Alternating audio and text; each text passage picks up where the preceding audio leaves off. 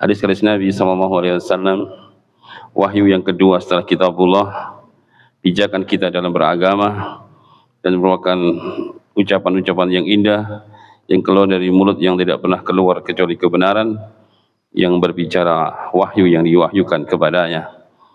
Ini adalah satu kenikmatan yang sangat besar yang Allah berikan kepada kita, yang tidak diberikan kesempatan ini kepada siapapun kecuali yang Allah inginkan kebaikan.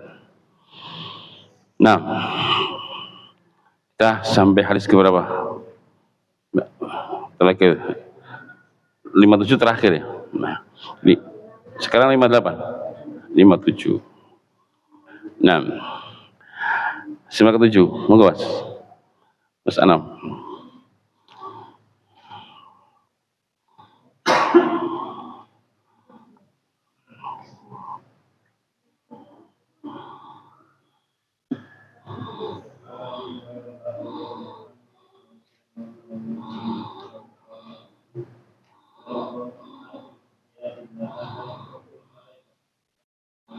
Ya, Allah berfirman, hadis qudsi ya. Hadis qudsi bedanya dengan Al-Quran apa? Sama-sama lafaz dari Allah dan makna dari Allah. Cuma bedanya kalau hadis qudsi itu ada yang dhaif, ada yang lemah periwayatannya. Kalau Al-Quran sepakat para ulama tidak ada yang lemah, semua sahih periwayatannya. Yang kedua, hadis qudsi kalau membaca tidak diberi pahala satu hurufnya 10. Tapi kalau Al-Quran satu hurufnya 10. Jadi beda kedua adalah kalau hadis qudsi maka kita baca anfik itu seperti itu ya, tidak diberikan satu hurufnya 10. Tapi kalau Al-Quran kita baca satu hurufnya 10. Man qara'a harfan bi kitabillah falahu al-hasanatu wal hasanatu bi asri amsalha la aqulu alif lam min harfun walakin alifun harfun lamun harfun mimun harfun. Itu beda kedua. Kalau Al-Quran satu hurufnya dijamin 10. Lepas dia tidak paham, pas dia tidak tahu artinya, selagi dia membaca niat untuk ibadah, maka satu hurufnya diberi pahala 10. Tapi kalau hadis qudsi tidak. Itu ya, diantara hal yang membedakan hadis qudsi dengan Al-Quran, walaupun semua dari Allah Subhanahu wa Ta'ala. Allah berfirman, anfik ya bani Adam, unfik alaik. Infaklah wahai anak cucu Adam, maka aku akan berinfak kepadamu. Nah, di sini al-jaza min jinsil amal ya, berlaku kaidah al-jaza min jinsil amal, bahwa ketika kita berinfak untuk Allah ya, maka Allah akan berinfak untuk kita. Jadi infak itu justru melancarkan datangnya rezeki, bukan mempersempit atau mengurangi rezeki. Ini harus dibuang dari kamus kita ya.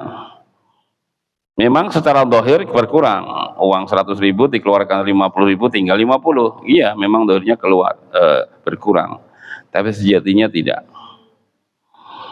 Kalaupun berkurang dari 100 tinggal 50, Allah akan jadikan 50 yang tersisa itu keberkahannya sebagaimana 100.000. Misalkan Bapak bawa 100.000 sekarang ya, terus ada kotak, Bapak ambil 50 kan, masukkan kotak masjid, berarti kan tinggal bawa 50.000. Kurang, iya kurang, tapi keberkahannya bisa sama dengan 100.000. Uang 50.000 itu kegunaannya, belum dapat pahala, nanti Allah akan infak kepadanya. Mungkin dengan jalan yang kita nggak tahu bagaimana cara Allah mengembalikan rezeki yang sudah kita infakkan, nggak tahu bagaimana cara Allah mengembalikan. Mungkin dagangan jenengan dilariskan, kalau jangan Bapak Ibu seorang pedagang ya, ordernya mulai ditambah laris, kalau dia seorang sales atau yang lain-lainnya, yang tidak tahu bagaimana cara Allah mengembalikan apa yang kita infakkan, dan kita harus yakini. Ini hadis sahih muttafaqun alaih, bahwasanya Allah berfirman, infaklah wahai anak Adam, aku akan berinfak kepadamu. Nah, dalam hadis yang ayat yang lain ya, ma anfaqtum min syai'in wa huwa yukhlifuhu. Apapun yang kau infakkan, ini ayat ini Al-Qur'an, maka dia Allah akan menggantinya. Nah, mengganti sini mengganti di dunia. Ya, kalau pahalanya sudah jelas, tapi Allah janjikan pengganti di dunia. Apapun yang kau infakkan, wa huwa yukhlifu, dialah Allah yang akan menggantinya di dunia. Tapi dengan jalan, dengan cara bagaimana Allah mengembalikan apa yang kita infakkan, kita nggak tahu dari mana Allah mengembalikannya apa yang kita infakkan. Ini harus diingat hadis ini ya, untuk kita tidak bakhil ya, karena infak itu tanda ketakwaan Ya. Jangan terburu-buru ngaku takwa kalau bakhil Bapak Ibu. Karena bakhil itu tidak melekat pada sifat takwa. Wa amma man bakila wastagna wa kadzdzaba bil husna fasanuyassiruhu lil usra. Adapun orang-orang yang bakhil dan merasa congkak, merasa lebih, merasa tinggi, berbuat melampaui batas, ya, itu kandungannya. Dan dia tidak percaya dengan janji Allah, Allah akan berikan jalan kesulitan. Para ulama tafsir menjelaskan kesulitan maksudnya apa? Kesulitan masuk surga. Jangan mengharap lancar masuk surga dengan kebakiran. Sebaliknya, wa amma man a'ta wattaqa. Adapun orang yang memberi dan bertakwa. Allah gandengkan sifat memberi dengan sifat ketakwaan kan? Dan membenarkan janji Allah, Allah akan berikan jalan kemudahan, kemudahan masuk surga. Ahlu taqwa, ahli sedekah. Ya. Maka jangan biarkan kita bakhil Bapak Ibu ya. Bakhil itu dicela oleh Allah, dicela oleh Rasulnya. Ya, wa man yukhasukan nafsi fa ulaika humul muflihun, kata Allah, barang siapa yang terselamatkan dari kebakhilan dirinya, maka mereka orang-orang yang beruntung. Ya, kalau jangan bakhil itu enggak beruntung berarti ya. Yang beruntung itu yang selamat dari sifat bakhil. Ya, salah satu muhlikatun, Nabi katakan 3 hal yang membinasakan, di antaranya sukhun muta', kebakhilan yang ditaati. Ya. Nah, maka harus kita lidik ya. Walaupun sebagian para ulama ada yang menafsirkan anfik di sini adalah infak seorang suami kepada keluarganya. Ya, artinya suami apapun yang kita keluarkan Bapak Ibu, ya Bapak ya, bukan Bapak Ibu ya. Yang kita belanjakan untuk anak istri kita semuanya. Untuk makan, untuk minum, untuk biaya sekolah, untuk baju dan semuanya itu tidak ada yang sia-sia nilainya. Semua bernilai pahala yang sangat besar bagi seorang suami. Rasulullah bersabda, innaka lan tunfiqa nafaqatan tabtaghi biha wajha Allah ila urjita 'alaika hatta ma taj'alu fi imra'atik. Tidaklah kau menafkahkan satu nafkah, itu nafkah infak suami kepada istrinya, ya, dengan niatan ingin cari wajah Allah, ikhlas, kecuali kau akan diberikan pahala hingga yang kau masukkan ke mulut istri Anda. Yaitu bahasa apa? Kinayah ya, artinya apa yang kita belanjakan untuk anak, istri, untuk makan, minum mereka itu semua gak ada yang sia-sia. Kau akan diberikan pahala, dan pahalanya bukan pahala kecil. Disebutkan dalam riwayat yang lain, dinar anfaqtahu fi sabilillah, dinar anfaqtahu ala ruqabah, dinar tasaddaqta 'alal fuqara, dinar anfaqtahu 'ala ahlik, wa adamu ajr, dinar anfaqtahu 'ala ahlik. Mata uang yang kau belanjakan untuk fisabilillah, mata uang yang kau gunakan untuk bebaskan budak, ini semua amal besar semua pahalanya ya. Dan mata uang yang kau sedekahkan kepada anak-anak orang-orang fakir, dan mata uang yang kau belanjakan untuk keluargamu, maka yang paling besar pahalanya adalah mata uang yang kau belanjakan untuk keluargamu. Artinya apa di sini? Artinya segala infak itu dari suami awalnya harus dari keluarga dulu.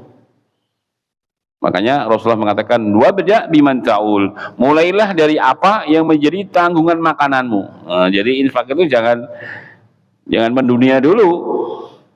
Dikenal di luar orang yang dermawan, sang pemberi, sang dermawan, tapi anak istrinya kelaparan, baju gak ganti-ganti, ya, anaknya terlantar. Jangan sampai terjadi seperti ini. Kafa bil mar'i itsmun an yudayyi man yakut. Cukuplah seorang suami divonis dosa ketika dia melantarkan orang yang menjadi tanggungan makanannya. Mengawali infak dari keluarga. Baru kalau ada sisa, ada lebih, silakan. Ya, tapi wajibnya adalah untuk keluarga ya. Ini kita jelaskan supaya tidak salah paham ya. Kenapa? Karena infak kepada keluarga itu enggak ketok, Pak. Enggak kelihatan baiknya ya toh. Kita kalau jenengan bantu masjid, bantu panti asuhan, ketok, fulan bantu sekian juta, kelihatan. Tapi kalau jenengan tiap hari kasih nafkah anak itu kan gak ketok. Padahal itu bala. Tapi kan gak kelihatan, gak terkenal. Berbuat baik dengan keluarga. Makanya Uwais Al-Qarni itu mulia kan. Apa amalnya Uwais Al-Qarni? Hanya berbakti sama ibundanya. Nggak terkenal, maka di tengah masyarakatnya orang biasa, tapi Nabi memujinya karena beliau anak yang berbakti sama ibundanya. Nggak ketok ya, nggak kelihatan, tapi amal itu sangatlah besar pahalanya, tapi tidak dikenal karena memang berbuat baik dengan keluarga itu nggak kelihatan ya. Yang kasih anak istri makan minum tiap hari itu kan rezeki, itu adalah pahala semua, tapi kan nggak ada yang lihat, orang menganggap biasa. Tidak, kalau kita kasih makan masjid ya sekian jamaah kita kasih kelihatan, tapi kalau tiap hari kita kasih makan anak istri nggak ketok, padahal itu semua adalah bernilai pahala ya. Maka bapak-bapak ya, jangan bakhil, tidak ada yang sia-sia apa yang bapak infakkan untuk anak istri kita. Ini dalilnya ya. Terus yang kedua, Fadl.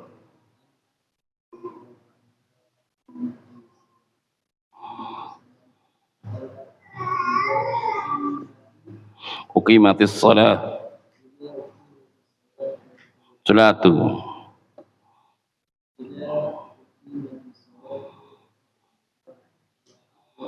asya.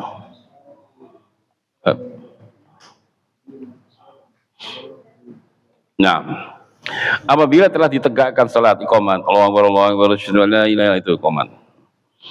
Sedangkan makan malam sudah tersiapkan, asya itu makan malam ya. Maka fabada'u, maka awalilah, mulailah dari makan malam. Jadi nggak usah tergesa-gesa ke masjid, apalagi ditinggal makanannya, karena akan merusak kekusukan. Sementara ibadah itu nggak boleh dirusak oleh apapun. Ketika seorang sudah punya ganggu, dia sudah melihat makan malamnya, kalau dia mengalahkan syahwat makannya karena mengejar sholat, pasti dia akan kacau ketika sholat, karena dia akan selalu terpikir pada bayangan makanan tadi, sehingga sholatnya jadi nggak khusyuk. Nah, ini nggak boleh dalam agama, karena hidup itu untuk ibadah. Wa ma khalaqtul jinna wal insa illa liya'budun. Maka semua yang mengganggu ibadah itu dilarang ya. Termasuk nanti dalam hadis yang lain, menahan dua hal yang busuk, dua hal yang buruk, yaitu buang hajat besar dan kecil. Nahan pipis juga nggak boleh. Sudah mau pipis, sudah kebelet, dia mau kencing, Allahu Akbar, Allahu Akbar. Wah, nanti dulu lah, ke masjid dulu, nanti ketinggalan rakaat. Ya, silakan jangan ngambat kencing salat.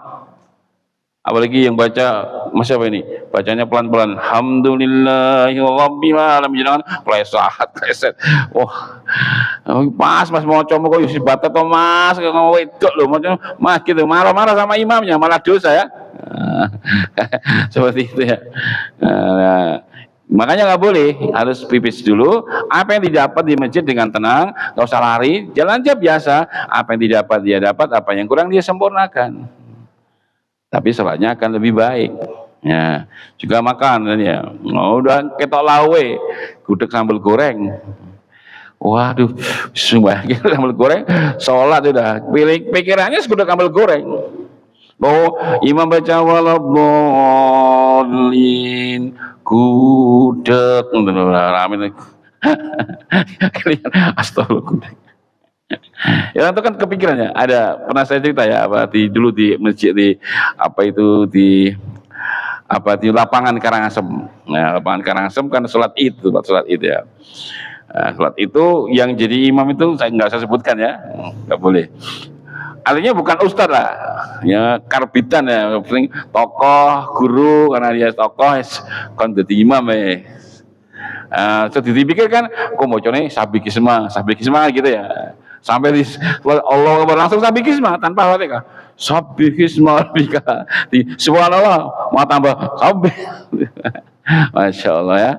Karena dipikirnya sabikisma terus, akhirnya sholat sampai tidak baca Al-Fatihah. Sama nih makanan tadi, dibayangkan sambal goreng, gudeg sambal goreng, begitu waladhdallin gudeg, nggak sadar jenengan ya.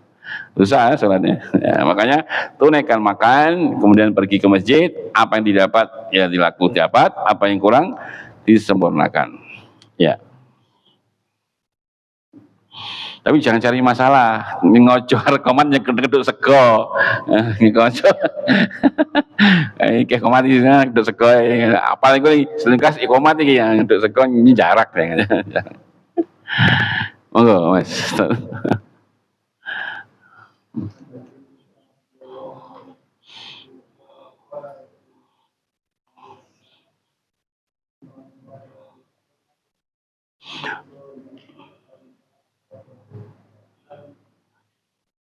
yuflithu. Ya. Jadi Abu Musa al-Asy'ari Rasulullah bersabda, sesungguhnya Allah la yumli lidzalim, sungguh memberi tangguh ya orang yang berbuat kezaliman. Artinya orang berbuat zalim enggak langsung diadab. Nanti kalau sekali dalam diadab habis sudah. Tapi Allah kasih tangguh orang-orang yang zalim itu. Ya, di dunia bahkan semakin banyak zalimnya malah semakin banyak rezekinya ya, semakin sehat badannya gitu ya. Atau ada orang-orang yang zalim, ahli maksiat ya, tidak taat pada Allah tapi malah sehat-sehat orangnya, sehat-sehat, duitnya tambah tambah maksiat, tambah lancar duitnya. Kita ini yang rajin ibadah malah ujiannya ono dagangan sepi ya. Nah, akhirnya kita nggak sabar sampai ya Allah, saya ini setiap hari sholat 5 waktu ke masjid ya Allah, nggak pernah ketinggalan sholat jamaah, bangun malam juga nggak pernah absen ya Allah, puasa Senin Kamis, tapi kok rezeki saya itu seperti ini terus ya Allah. Sementara itu tetangga saya sholat nggak pernah ya, tapi kok usahanya lancar jaya ya Allah. Nah, kadang-kadang jadi kita seperti itu ya. Bapak Ibu yang saya muliakan, ketika Allah mencintai hamba itu malah kadang Allah membuat kita diberi kekurangan. Karena Allah tahu, kadang orang itu akan lebih baik ketika dia kurang. Ketika dia merasa kurang, merasa butuh sama Allah, dia akan baik. Tapi belum tentu kalau nanti bapak banyak duit, ibu banyak duit, belum tentu jadi baik. Mungkin malah melalaikan sholat jamaah, melalaikan masjid, nggak pernah ngaji. Karena apa? Nggak pernah merasa butuh sama Allah. Semua sudah punya. Nggak pernah berdoa lagi. Dulu waktu fakir, doa siang malam, menangis-nangis, minta-minta kepada Allah. Tapi ketika sudah punya banyak kelebihan, nggak pernah berdoa. Kenapa? Nggak merasa butuh. Nggak merasa butuh pada Allah Subhanahu wa Ta'ala. Makanya Rasulullah bersabda, yang Rasulullah mengatakan, inna idhamil jaza ma'idhamil bala, wa inna Allah idha ahabba qawman ibtalahu. Kata Rasulullah SAW, sesungguhnya besarnya pahala itu tergantung dari besarnya musibah. Dan tidaklah ketika Allah mencintai suatu kaum, Allah akan justru menimpakan ujian kepada kaum tersebut. Malah diuji. Bahkan dalam satu riwayat kalau nggak salah, malaikat berkata kepada malaikat, ya malaikat, ta'aba, sempitkan rezeki fulan. Sempitkan rezeki fulan. Bayangkan. Kenapa? Karena orang itu kalau rezekinya sempit, dia baik. Allah senang kalau dia baik. Maka Allah buat dia sempit rezekinya. Kalau dia sempit rezekinya, dia rajin ta'lim, rajin baca Al-Quran, rajin berdoa. Masya Allah, bagus dia. Kalau pas kurang dia. Nah, maka Allah membuat dia sempit rezekinya terus, sehingga dia akan baik terus. Ya, syukur-syukur rezekinya berlimpah, orangnya baik, tentu itu yang kita inginkan. Badannya sehat, dia orang yang banyak ibadah, itu tentu yang kita inginkan. Tapi itu untuk menjadi parameter ukuran kita, bahwa ketika kita diberikan oleh Allah kesulitan ekonomi, bukan berarti Allah benci kepada kita. Sementara orang yang banyak duitnya Allah cinta, belum tentu. Memberi itu belum tentu cinta. Ya, ibu, saya tanya pada ibu, kalau ibu bawa mobil terus parkir, terus ditarik, kamu ibu memberi parkir 2.000 kepada atau 5.000 kepada tukang parkir, apakah ibu mencintai tukang parkirnya? Iya, akan jenengan memberi uang ya, ini pak uang parkir 5.000, jenengan mencintai enggak? Kan tidak, memberi enggak harus cinta. Allah memberi ke orang kafir banyak harta, apakah Allah mencintai? Enggak. Innallaha la yuhibbul kafirin. Allah enggak mencintai orang-orang kafir. Tapi mereka diberi, ya diberi itu bukan berarti Allah cinta. Iya. Maka jangan punya suudon, kalau rezeki saya kurang, saya begini, berarti Allah benci. Tidak, itu jangan, itu suudon. Bisa jadi Allah justru mencintai kita, karena kita akan baik kalau seperti ini keadaannya. Iya. Qarun, tahu Qarun? Qarun sebelumnya fakir, sebenarnya fakir beliau tidak seperti itu. Qarun itu diajari Nabi Musa berdagang, berjual beli, bukan membuat emas, sampai jadi orang kaya, pedagang emas itu. Sebelum semasa fakir gak sombong Qarun itu. Begitu sudah jadi kaya raya pedagang emas, wah keluar memamerkan kereta emas. Bayangkan, keluar memamerkan kereta emasnya. Bayangkan, keluar membawa kereta emas. Wong ibu-ibu saja ada tetangganya gelangi rodok gede ngono wis menipate. Pirang gram iki. Wah, gitu sudah terfitnah ya. Terfitnah ini, bayangkan kereta emas. Fakharaja fi zinati, keluarlah Qarun dengan membawa perhiasannya. Wa qala alladziina yuriduna al-hayatad dunya, maka berkatalah orang yang menghendaki dunia, ya waitalana mislaha mimma utiya Qarun innahu ladzu hadzin azim. Duhai alangkah senangnya kami apabila kami diberi sebagaimana Qarun. Sungguh dia Qarun telah mendapatkan bagian yang besar. Matanya terbelalak melihat kekayaan Qarun, terfitnah. Nah, wa qala alladziina utul ilma, adapun orang yang berilmu enggak terfitnah. Wa ilakum thawabullah khair liman amana billah wal yaumil akhir, liman amana wa amila sholihah wa la yulaqaha illa sabirun. Tapi orang-orang yang beriman, orang-orang yang berilmu melihat Qarun dengan fitnahnya tadi, mereka tidak terbelingker, mereka tidak terpesona, bahkan mereka mengatakan celakalah, sungguh di sisi Allah lebih baik bagi orang yang beriman dan beramal soleh, namun hal itu enggak diberikan kecuali orang-orang yang sabar. Artinya orang yang berilmu lah yang selamat dari fitnahnya Qarun, tapi ahlu dunia tenggelam dengan fitnahnya Qarun. Nah, begitu sudah kaya, apa kata Qarun? Innama utituhu ala ilmin indi. Aku diberi ini semua karena ilmu yang aku miliki. Muncul kesombongan kapan? Ketika sudah memiliki kelebihan. Makanya Allah katakan apa? Kalla innal insana la yatagha arahu stagna. Sekali-kali tidak manusia itu di atas kencokakan dan kesombongan ketika dia melihat dirinya ada kelebihan. Ya, maka dari sini menunjukkan dalil bahwa ya tidak semua yang diberi oleh Allah itu cinta, tapi tidak yang ditahan berarti Allah benci, tidak. Nah, faida akhadahu lam yufridhu. Namun apabila Allah sudah mau menyiksa orang yang zalim, maka dia nggak bisa luput. Ya. Atau kadang-kadang Bapak Ibu yang saya muliakan, kedolimannya dibiarkan sampai dia mati, nggak diberikan oleh Allah adab di dunia. Baru nanti dia akan menyesal dan mendapatkan kehinaan di akhirat. Nah ini ada juga ya banyak ayat ya dalam surah Ibrahim ya. Wa anzirin nasa yauma yatihimul ladab fayaqulu alladhina zalamu rabbana akhirna ila ajalin qarib nujib da'wataka wa nattabi rusul awalam takunu aqsamtum min qablu ma lakum min zawal. Wa anzirin nasa, wahai Muhammad, berikan peringatan kepada manusia akan datangnya siksa bagi mereka. Ketika itu orang-orang yang zalim, lihat, mereka berkata apa? Ya Rabbku, kiranya Engkau beri kami hidup perang sebentar saja. Kami akan memenuhi panggilanmu, kami akan taati para rasul. Lihat, ketika sudah di akhirat, baru adab di depannya. Mereka baru menyesal, memohon kepada Allah, merengek-rengek untuk dikembalikan ke dunia, hanya ingin apa? Memenuhi panggilan Allah dan mentaati panggilan Rasul, ajakan Rasul. Sudah di akhirat sudah nggak ada lagi gunanya ya. Itulah orang-orang zalim. Ya, karena itu jauhlah kezaliman agar kita tidak menjadi orang-orang yang hina nanti di akhirat, karena dihinakan oleh Allah. Ketika di dunia dibiarkan gak diadab, bukan berarti Allah ridha, Allah mencintainya, tapi justru dia akan dihinakan nanti di akhirat. Nah, terus monggo, Mas Abi Hurairah.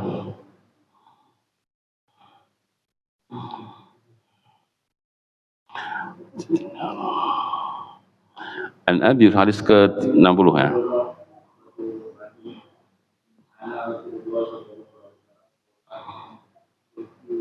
Hujabatin nar hujabatil jannah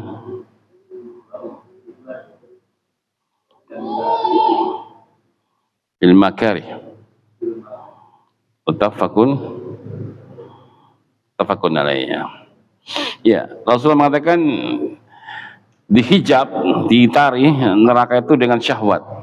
Di jalan ke neraka itu jalannya syahwat. Jadi kalau ingin masuk neraka itu gampang.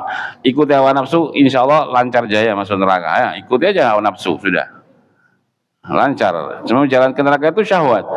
Tapi jalan ke surga al-makarih, yang makruh-makruh, yang kita nggak suka. Sedekah, nggak suka ya. Orang kerja siang malam pagi sore tiba-tiba sedekah, tiba-tiba masjid, Mas renovasi mau bantu berapa ini, aduh dikerja siang malam, ya makruh, kita nggak suka asalnya kan. Sholat jamaah ya, ini anak di rumah ngobrol sama istri, Allahu Akbar, harus sholat jamaah, memutus kesenangan dulu.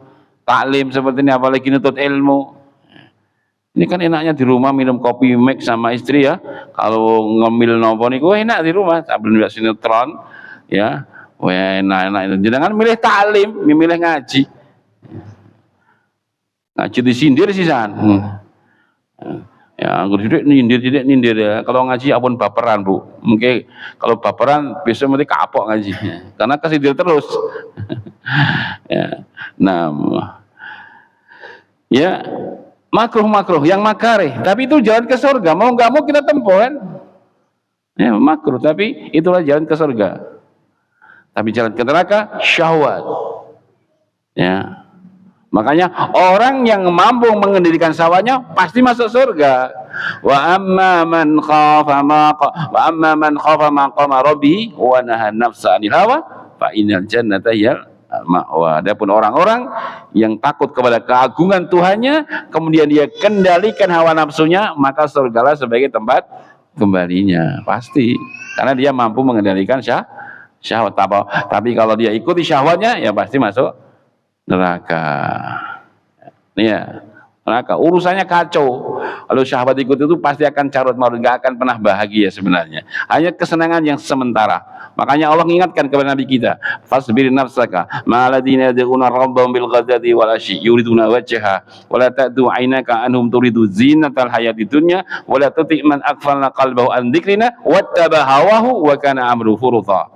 Wahai Muhammad, sabarkanlah dirimu untuk kau selalu bersama orang-orang yang berzikir kepada pagi dan petang, orang-orang yang banyak berdoa pagi dan petang, orang-orang yang soleh.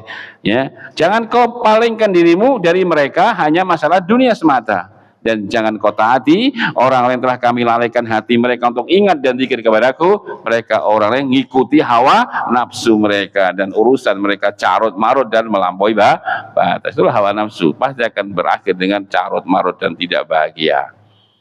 Ikuti hawa nafsu itu, ya. Tapi kita menahan syahwat sebentar saja, kenikmatannya akan selama-lamanya, ya kan? Kita hanya diperintahkan mengendalikan sepanjang hidup kita. Nanti kebahagiaannya apa? Selama-lamanya, gak pernah habisnya. Tapi kita ngikuti syahwat sebentar saja, sampai mati celakanya selama-lamanya. Ya. Nah, syahwat itu tidak bisa hilang Bapak Ibu, bisanya dikendalikan. Sebab syahwat itu memang diberi oleh Allah, ada hikmahnya juga, ada manfaatnya ketika dibutuhkan, ya. Contoh, penjenengan dikasih syahwat, seorang laki-laki ada ketertarikan dengan perempuan, itu syahwat juga, tapi ada manfaatnya kalau disalurkan pada lini pernikahan, jadi halal. Coba kalau jenengan kali-kali syahwat, setelah nikah meneng-menengan toh, oh nggak ada syahwatnya, ya bagaimana bisa punya anak? Terhentilah ya nasab. Maka Allah kasih syahwat, tapi syahwat disalurkan terbanyak halal, dengan pernikahan menjadi halal walaupun juga syahwat. Makanya ketika Rasulullah mengatakan seorang laki-laki menumpahkan syahwatnya kepada istrinya adalah sedekah, sahabat bilang, ya Rasulullah, kami ini menumpahkan syahwat kita kepada istri kita dapat pahala. Nabi gampang jawabnya, lah kalau syahwatnya ditumpahkan kepada istri tetangganya, dosa tidak? Ya dosa. Berarti kalau ditumpahkan kepada istrinya sendiri yang halal, dapat pahala. Ya begitu. Tapi di situ setan kadang main bagaimana? Ketika kepada yang halal, kadang setan gembosi, menjadikan syahwatnya tidak bergelora. Tapi kepada yang haram, setan israf, namanya apa? Ngompori. Ya kan? Istrinya cantik jelita, putih mulus, masya Allah. Tapi biasa saja karena istrinya halal. Pembantunya jelek jelita, terfitnah. Pembantunya karena masih haram kan? Begitu melihat pembantunya, setan ikut israf, ya. Oh, syahwatnya dibesar-besarkan. Sehingga lihat istrinya dia nggak nafsu, lihat pembantunya, betis pembantunya saja langsung muncul syahwat. Ya, kalau kayak kita ini Pak ya, kalau di rumah di istri kita biasa saja. Kalau di luar, nah wanita-wanita bengesan itu nggak ada yang jelek, kita kadang tergoda ya. Nah, kita tergoda, makanya Islam memerintahkan untuk menundukkan pandangan itu ya. Kalau kita umbar pandangan laki-laki ini ya, diumbar, nanti yang paling jelek itu istri kita. Jangan keluar, saya tanya, nggak ada di luar itu perempuan yang nggak dandan, ya kan? Semua cantik semua di luar, apalagi di tempat-tempat perkantoran, tempat-tempat mall-mall itu nggak ada tinggal dandan, semua cantik kabeh itu. Terus jenengan apa nopo niku umbar, telah mata kita umbar, kita telanjangi semua, kita nikmati semua wanita yang ada, pun jenengan mangmuling lah istri jenengan paling elek dhewe. Mulai dek bojone ora bengesan ora dandan dastari bolong-bolong mambu kecap karo brambang. Ya doh ya Allah lek di bojoku ya Allah mesti gitu yakin saya dengan. Tapi kalau jenengan di luar nundukkan pandangan sing paling ayu nggih bojo jenengan, begitu pulang dir bidadariku Masya Allah. Sebab di luar kita menahan pandangan. Tapi kalau kita ubah sama ibu juga gitu, jeloane ke drakor, film Korea, putih-putih malah ngawasi bojone ireng pesek, aduh. Karena ini drakor, orang rusak piyak laki gitu. Drakor kan laki-lakinya putih-putih tuh orang Korea, bojone wong Jawa ireng-ireng, ngomongnya kerja di sawah. Ngawasi bojone Mas, ireng ngupol Mas, sudah. Rusak itu, kalian senang lihat film drakor ya, ibu jangan lihat film drakor ya. Bar. Ya, itu makin jenengan jadi tidak suka sama suami karena yang tidak seperti itu terus ya. Nah, hati-hati. Itu ngerusak akhlak dulu ya. Oleh wong India, film India, wah, aneh, joget-joget ini ngerusak akhlak. Ya, jauhi Bapak Ibu ya, kasihan keluarga kita. Kita akan hancur nanti tanpa sadar kalau kita sering mengumbar hawa nafsu kita semuanya. Ya. Satu lagi, monggo, Mbak. Satu, Mbak.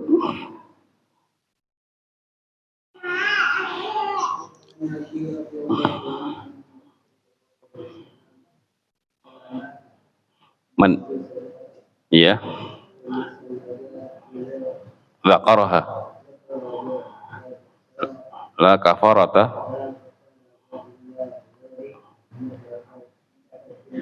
Iya. Anas bin Malik, man nasiya salatan, siapa yang lupa salat? Yusalliha idza dzakaraha, maka adalah yusalliha idza dzakaraha, maka adalah dia salat ketika dia ingat dan enggak ada kafaratnya kecuali itu. Jadi kan misalkan lupa salat Isya hari ini ya, besok duhur ingat mau kemarin saya belum sholat Isya. Nah di saat itu waktu duhur itu ibu langsung sholat, bapak langsung sholat. Kafaratnya cuma itu, ketika ingat langsung sholat, nggak usah nunggu waktu Isya lagi, nggak usah nunggunya wah nanti bayarnya ketika waktu Isya, nggak usah, langsung ketika bapak ibu ingat kemarin belum sholat Isya, langsung sholat ketika bapak ingat. Itu dalilnya ini. Ya, man nasiya salatan, maka siapa yang lupa salat, falyusalliha idza dzakaraha, maka adalah dia salat yang dia lupa itu ketika dia ingat, la kafarata ilaha illa dzalik, enggak ada kafarat, enggak ada denda apapun baginya kecuali yaitu saja salat ketika ingat, dan waktunya enggak peduli kapanpun, walaupun enggak sama dengan waktu ketika kita ketinggalan, ya salat Isya di waktu subuh atau di waktu maghrib silahkan, di waktu duhur ketika dia ingat langsung ya, langsung dia salat, enggak usah nunggu waktu datangnya Isya. Oh masih ada waktu, lanjut. Wah.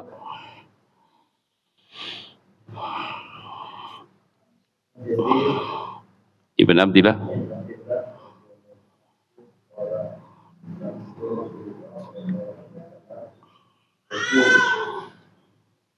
Yub'atsu kullu abdin.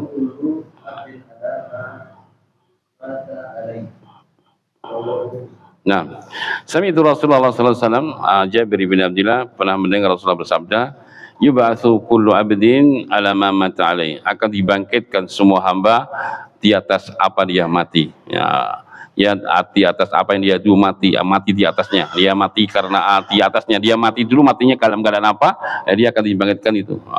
Kalau waktu maksiat dia mati, dia akan dibangkitkan ketika dia seperti maksiat. Ya, naudzubillah ya. Nah kalau maksiat ingatlah hadis ini supaya enggak jadi maksiat. Ya, kalau maksiat jangan-jangan saya mati di sini supaya enggak jadi maksiat. Sebab kita akan dibangkitkan semua sesuai dengan dimatikan kita dalam keadaan apa. Makanya Rasulullah mengatakan, idza aradallahu bi abdin khairan ya ista'malahu. Sesungguhnya apabila Allah menghendaki hamba itu kebaikan, maka Allah akan menjadikan hamba itu beramal. Kemudian sahabat kurang paham, dia bertanya, kaifa yastamiluhu ya Rasulullah, bagaimana maksud ketika Allah menginginkan hamba kebaikan Allah akan beramal. Nabi mengatakan, yuwaffiquhu li amalin salih qabla al-mauti, itu Allah akan memberikan hidayah kepada hamba itu amal soleh sebelum matinya. Nah itu, jadi diantara tanda kalau Allah ingin kebaikan hamba itu, Allah akan berikan hidayah kepada seorang hamba, dia beramal soleh sebelum matinya, atau sedang beramal soleh, atau setelah beramal soleh. Ya, sedang taklim, meninggal, sedang baca Al-Quran, sedang tahajud, meninggal, sedang puasa hari Senin, Kamis, kecelakaan dia matinya, tapi sedang puasa Senin. Sedang puasa Kamis dia ada musibah, meninggal, sedang puasa dia meninggal. Itu tanda husnul khatimah. Ya, innamal a'malu bil khawatim. Nabi katakan sesungguhnya amal-amal itu tergantung dari penutupnya. Ya, maka kita nggak tahu. Kita mungkin saat ini baik, tapi kita nggak berani menjamin apakah kita akan baik terus sampai mati, nggak tahu. Karena itu kita terus berhati-hati menjaga keimanan agar jangan sampai kita mati justru di amal-amal yang buruk. Ya, supaya itu mungkin terjadi. Iya, mungkin terjadi. Sebutkan dalam hadis Rasulullah mengatakan, ya, inna ahadakum la ya'malu bi amali ahli jannah hatta ma yakunu bainahu wa bainaha ila dhira fa yasbiqu 'alal kitab fa ya'malu bi amali ahli nar fa yadkhuluha. Ada salah seorang di antara kalian beramal dengan amalnya ahli surga, baik terus, salat, ngaji, baca Al-Qur'an, bersedekah, amalnya baik terus, amalnya ahli surga, sehingga nggak ada jarak antara dia dan surga kecuali satu hasta saja. Ada dia yang mati ketika itu langsung masuk surga, namun di akhir hayatnya ketepatan takdir mendahulunya dia beramal dengan amal yang neraka dan dia mati di atas amal itu, masuklah dia neraka. Wa inna ahadakum la ya'malu bi amali ahli nar hatta ma yakunu bainahu wa bainaha ila dhira fa yasbiqu al kitab fa ya'malu bi amali al jannah fa yadkhuluha. Namun ada pula salah seorang di antara kalian beramal dengan beramalnya ahli neraka, maksiat dosa terus menerus, dosa maksiat, sehingga tidak ada jarak antara dia dan neraka kecuali satu hasta. Andai kata dia mati di saat itu langsung neraka, namun ternyata ketetapan takdir mendahulunya dia di akhir hayatnya beramal dengan amalnya ahli surga dan dia mati di atas amal itu, masuklah dia surga. Sampai ada dalam satu riwayat, seorang masuk surga belum pernah sujud walaupun sekali. Seorang sahabat masuk surga belum pernah sujud walaupun sekali. Ya, tobatnya setelah sholat duhur, setelah sholat subuh. Masuk Islam setelah sholat subuh, belum sholat duhur udah ada perintah jihad. Ada perintah jihad, beliau mati sebelum waktu duhur, belum sholat sama sekali dia. Ahli surga ya. Dia tobat masuk Islam setelah sholat subuh, waktu pagi kan sudah sholat subuh kan boleh lewat ya, berarti dia harus nanti sholatnya kan duhur. Sebelum duhur ada perintah jihad, perintah perang, dia ikut perang bersama Nabi, mati di medan tempur, belum sempat duhur, sholat duhur sama sekali, mati masuk surga, mati syahid, belum pernah sujud walaupun sekali. Karena apa? Nah itulah akhir yang baik, akhir sudah bertobat. Ya, makanya dari sini menunjukkan dalil ya kita ya hati-hati. Hadis ini mengingatkan kita agar enggak gampang-gampang maksiat, sebab kita khawatir pas maksiat mati gimana. Karena malaikat itu tidak punya hawa nafsu, Bapak Ibu. Beda kalau kita ya, kita ini punya hawa nafsu. Kalau malaikat kan enggak punya. Misalkan Allah, ya malaikat, anzi ruha fulan, misalkan. Ya malaikat, ambil itu ruh si fulan. Sedang maksiat, sedang minum khamr. Misalkan, kalau malaikatnya punya hawa nafsu, ya Allah jangan dong ya Allah, dia sedang maksiat, kasihan nanti kalau saya cabut dia masuk neraka. Ini kalau malaikatnya punya hawa nafsu, tapi malaikat kan gak punya hawa nafsu, cabut aja, mau mohon cabut juga, mati juga ya kan. Ya malaikat fulan itu si jomblo itu ambil, ya jangan ya malaikat masih jomblo dia, kasihan belum nikah, biar nikah dulu, setelah nikah saya cabut, kasihan dia belum nikah. Itu kalau malaikatnya punya hawa nafsu. Enggak, jomblo cabut, saya kawin ya cabut gitu. Makanya jangan jomblo lama-lama Mas ya. Jelas Bapak Ibu ya. Makanya hadis ini mengingatkan kita untuk hati-hati. Kalau kita maksiat ingat hadis ini, penetrasi toh, sofillah. Gue pas aku maksiat mati ya, insya Allah dengan ingat hadis ini, semoga kita akan dimudahkan menjauhi maksiat. Jangan-jangan pas maksiat saya mati nanti gimana? Su'ul khatimah, naudzubillah. Semoga Allah Subhanahu Wa Taala lindungi kita dari su'ul khatimah. Amin ya rabbal alamin. Subhanakallahumma bihamdika asyhadu an la ilaha illa anta astaghfiruka wa atubu ilaik. Assalamualaikum warahmatullahi wabarakatuh.